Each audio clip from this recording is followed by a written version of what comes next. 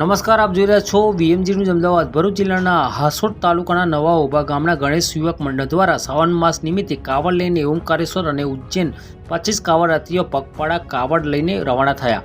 શ્રાવણ માસના નવા ઉભા ગામના સૌ પરિવાર સહકારથી 25 કાવડ યાત્રીઓ કેસરી કલરના ડ્રેસ કોમનના ઓમકારેશ્વર જ્યોતિર્લિંગ અને ઉજ્જૈન જવા માટે પગપાળા કાવડ લઈને પ્રસ્થાન કરવામાં આવ્યું હતું। ખૂબ જ લાગણી ભીના હૃદયે ગામના વડીલો અને યુવાનો યુવતીઓ આબાલ ભાઈઓ અને બહેનોએ વિદાય આપી હતી। ગામના ભાઈ ભક્તજનોએ હરલ ભોલેનાથથી વાતાવરણ ગુંજી ઉઠ્યું હતું।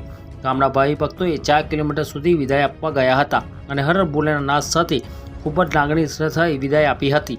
રિપોર્ટર દિનેશ પરમાર, નવી પારડી, મારી દેશની ખુશ્બુ, વીએમજી ન્યૂઝ અમદાવાદ।